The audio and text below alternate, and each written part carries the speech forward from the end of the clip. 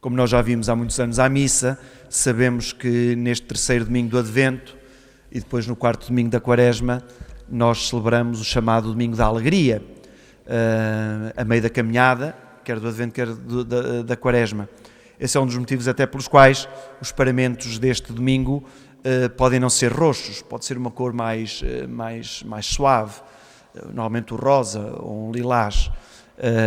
Por isso mesmo, para que nós, que começamos esta caminhada para o Natal, não desanimemos, não nos cansemos, não nos apressemos, que era o que dizia a segunda leitura, não nos apressemos, mas sobretudo consigamos ir conquistando no nosso coração um espaço, um lugar para a alegria. É porque as leituras de hoje, sobretudo a primeira leitura, faz-nos então este convite à alegria, ao júbilo. E nós escutamos no livro do profeta Isaías este poema, que é um convite, como dizia, ao júbilo e à alegria, por causa da vinda do Messias, no nosso caso, por causa da vinda de Jesus. Nós sabemos que a vinda de Jesus altera tudo. Aliás, uma das últimas palavras de Jesus na Bíblia encontramos no Apocalipse, em que Jesus diz: vou renovar todas as coisas. Vou renovar todas as coisas. E nós vemos aqui, no livro de Isaías, um convite à renovação, a começar pela própria natureza. A própria natureza, dos sítios de onde menos se espera, vai também alegrar-se com a vinda do Messias. O deserto e o descampado, a terra árida, vão-se cobrir de flores, vão-se tornar florestas por causa da vinda do Messias, por causa de Jesus vir ao nosso mundo. Isto não aconteceu na noite de Natal, mas sabemos que a ação de Jesus, que as obras de Cristo, foram exatamente converter desertos e descampados em flores e plantas, ou seja, mudar a vida das pessoas. Tudo aquilo que aparentemente parecia impossível fazer, Jesus fazia-o como sinal de que ele era o Messias, como sinal de que é possível um recomeço. E então a leitura de Isaías fazia um primeiro convite a toda a natureza. Nós estamos a viver tempos difíceis no que respeita ao meio ambiente, a começar por estes alertas todos que estamos a ter, não é? Que são avisos. Isto não é só avisos para a gente ficar em casa. Isto são avisos para a gente mudar comportamentos. Isto não é só cuidado com a maneira como nós estamos a tratar disto. Como é que nós andamos a cuidar do mundo que, para nós que temos fé, também foi criado por Deus. Foi Deus que nos o deu. Então nós vemos cada vez mais, o nosso mundo, a nossa terra está a ficar mais deserta, mas não é uma fatalidade. Os nossos comportamentos responsáveis podem reverter um bocadinho todas estas situações dos quais nós agora estamos a ser, de certa maneira, vítimas, por causa dos nossos atos, obviamente. Portanto, há um convite a que a natureza rejubile com a vinda do Messias ao nosso mundo. Mas depois também a nós, o convite é feito a cada um de nós, sobretudo àqueles que andam mais desanimados, àqueles que andam mais perturbados, com essa expressão de Isaías: fortalecei as mãos fatigadas, robustecei os joelhos vacilantes e dizei aos corações perturbados: aí está o vosso Deus. Este é um convite também para todos nós, para cada um de nós, ser humano, a que também nós deixemos que Jesus entre na nossa vida, porque é o mais importante, é o principal para que aconteça Natal, é que Jesus entre na nossa vida. O Evangelho que nós escutamos é o capítulo 11 de São Mateus. Não estamos a falar do início da pregação de Jesus e de João Batista, já estamos a falar há alguns meses, ou se calhar até já há algum ano e meio, quase 2 anos, depois de Jesus estar a pregar e a fazer os milagres. Também já temos dito isto várias vezes, mas algumas pessoas depois não esquecemos, eu também me esqueço, pronto, não é para culpar ninguém, mas no tempo de Jesus não era claro que Jesus fosse o Messias, não era claro. Olhem, na semana passada, quando o João Batista diz raça de víboras, vocês andam aqui a trocar as voltas todas, é porque aquela gente julgava que João Batista que era o Messias. porque João Batista era o homem austero. João Batista que era o homem que vinha repor tudo. O machado está à raiz da árvore. Portanto, eles julgavam que era João Batista o Messias. João Batista sabia que não era. Sabia que não era ele. Mas as pessoas achavam que era ele. João Batista sabia que era Jesus, o Messias. Mas ninguém acreditava que Jesus era o Messias. Pelo contrário, até diziam que ele andava com o espírito do diabo. E às tantas, João Batista não vê em Jesus as obras do Messias. Não vê aquilo que ele estava à espera. Por causa da imagem que tinha de um Messias guerreiro. E como não estava a ver um Jesus guerreiro, pelo contrário, um Jesus que proclama bem-aventurados os promotores da paz, porque esses é que são filhos de Deus, de um Jesus que proclama felizes aqueles que têm fome e sede de justiça. Portanto, havia ali uma certa dificuldade em perceber, em interpretar as ações de Cristo. E é por causa disto que João Batista às tantas também fica um bocado confuso. E manda uma delegação, estava preso, manda uma delegação ter com Jesus a perguntar: como é que é? És tu ou temos que esperar outro? E aqui há uma coisa extraordinária nos Evangelhos, para quem lê assim com mais regularidade e com mais atenção. Já repararam que Jesus no Evangelho nunca diz sim ou não? Nunca responde diretamente, nunca. Jesus nunca dá respostas, tumba. Jesus podia ter dito a João Batista: digam que sim. E o João Batista ficava esclarecido. Jesus nunca diz nem que sim, nem que não. Houve 2 exemplos. Um até ouvimos há pouco tempo. Quando vão ter com Jesus a perguntar-lhe: Senhor, são muitos os que se salvam? Jesus podia dizer: sim, são muitos. E ficávamos todos contentes porque julgávamos que somos do grupo dos que nos salvamos. Ou então diziam: não, isto, meu amigo, são 2 ou 3 e o resto está condenado. Não. Mas Jesus não diz nem sim, nem não. Diz: esforcem-se por passar, por entrar na porta estreita. Que é o mais importante.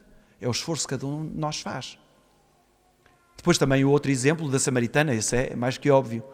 Quando apanham a mulher adúltera, não é samaritana, a mulher adúltera, apanhada em adultério, e lhe dizem: mestre, como é que é? Na lei de Moisés dizem que estas mulheres apanhadas em flagrante delito têm que ser apedrejadas. Tu o que dizes?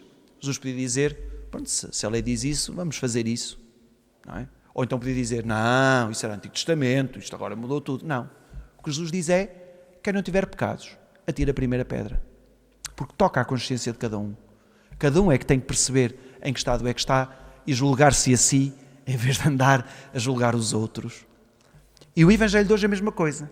Jesus não diz nem que sim, nem que não. O que Jesus diz aos emissários é: vão dizer a João o que andam a ver e a ouvir. Ou seja, sejam vocês testemunhas e tirem a vossa conclusão.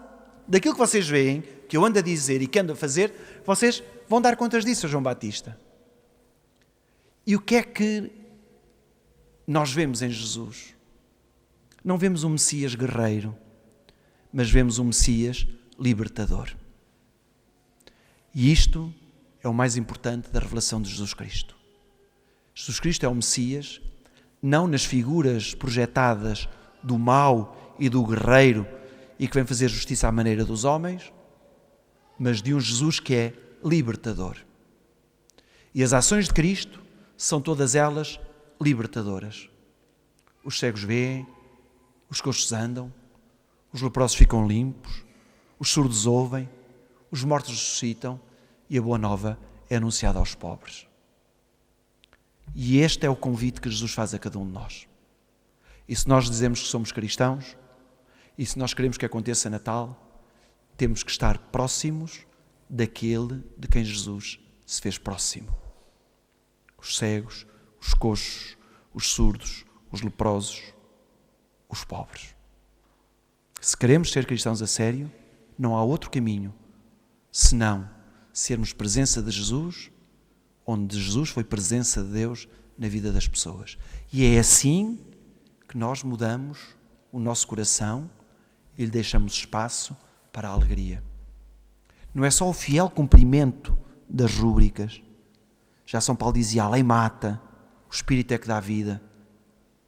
Nós temos que perceber que se queremos ser a sério de Jesus, a militância de Jesus não se faz só dentro da igreja, pelo contrário, é a partir das portas da igreja que nós mostramos o verdadeiro cristianismo, que é a verdadeira presença de Jesus junto das situações mais complicadas do nosso mundo.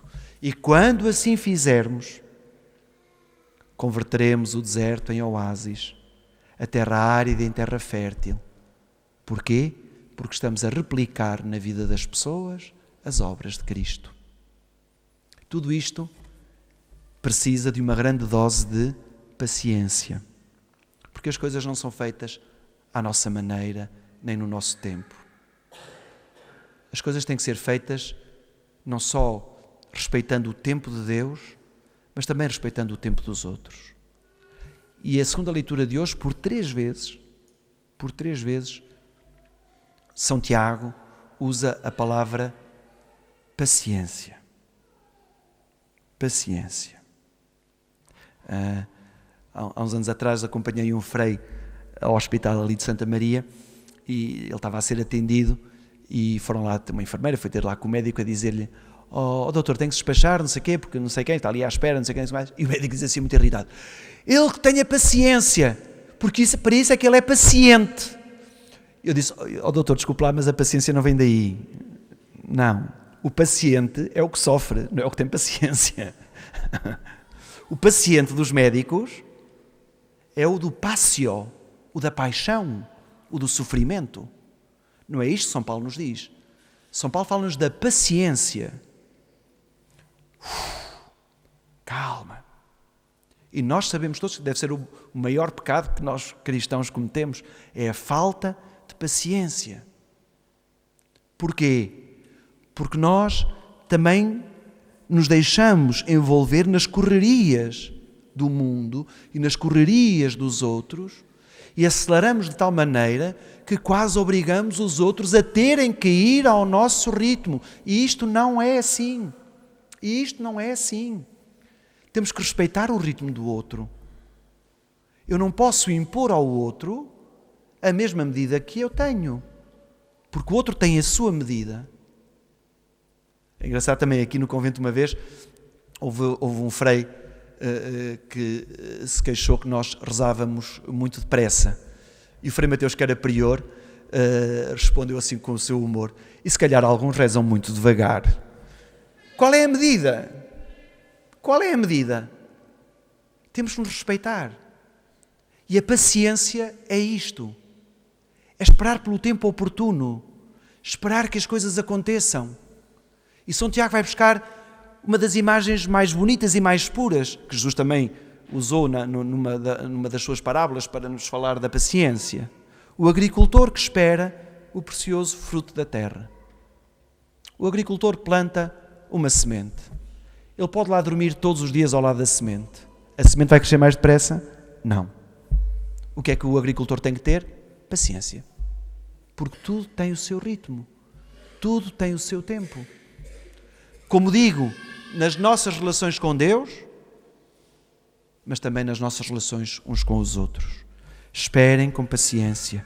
Vejam como o agricultor espera com paciência. Sejam pacientes. Paciência. Sabermos esperar pelo tempo oportuno.